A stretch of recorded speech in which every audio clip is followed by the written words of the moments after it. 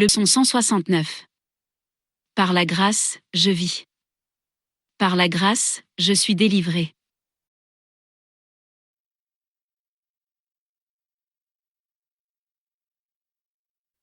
La grâce est l'état de l'amour qui règne dans l'unité.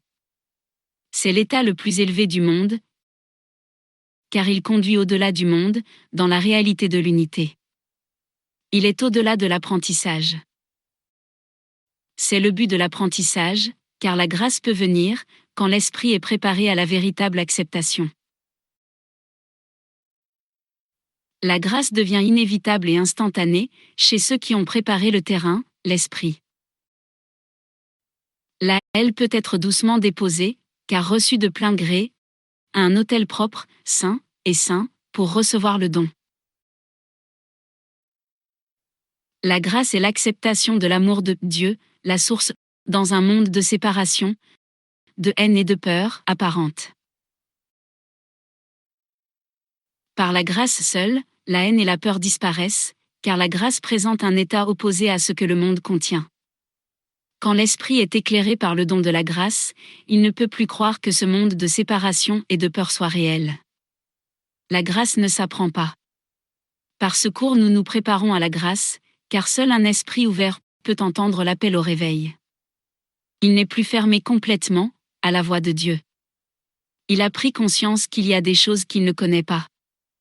Il est prêt à accepter un état complètement différent de l'expérience avec laquelle il est familier. La révélation du Père et du Fils ne faisant qu'un, a déjà été fixée. Mais l'Esprit détermine, et a déjà déterminé quand viendra ce moment. Et pourtant nous t'exhortons à témoigner de la parole de Dieu, pour hâter l'expérience de la vérité, et en accélérer l'avènement dans chaque esprit, par ton exemple. L'unité est simplement l'idée que Dieu est. Dans son être, il embrasse toute chose. Tout esprit ne contient que lui. Nous disons seulement, Dieu est. Car dans cette connaissance, les autres mots sont insignifiants. Tu t'es uni à la source. Et comme la source même, je suis, simplement. Cela est au-delà du salut, du temps, du pardon, et de tout mot. Or le pardon, enseigné et appris, s'accompagne d'expériences, qui témoignent que le moment est maintenant proche.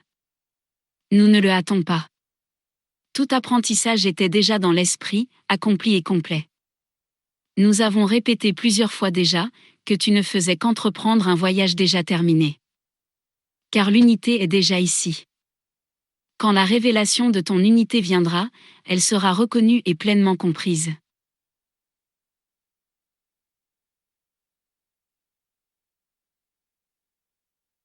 Maintenant nous avons du travail à faire, car ceux qui sont dans le temps, peuvent parler de choses qui sont au-delà. Or quel sens ces mots peuvent-ils donner à ceux qui comptent encore les heures, qui se lèvent, travaillent et vont dormir selon leur compte?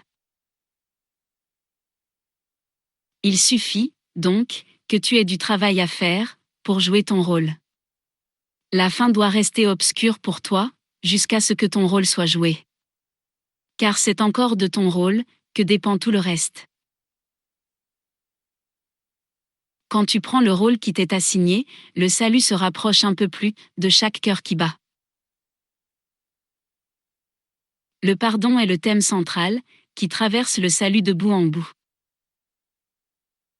Le cours qu'il suit est dirigé, et son résultat, sûr.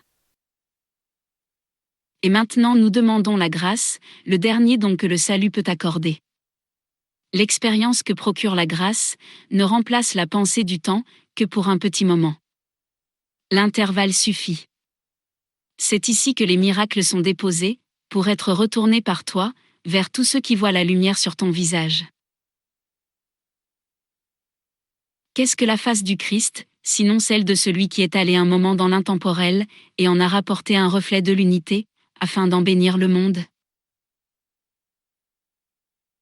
Sois reconnaissant de retourner, car quand tu rapportes le don à chacun, c'est à toi-même que tu l'apportes.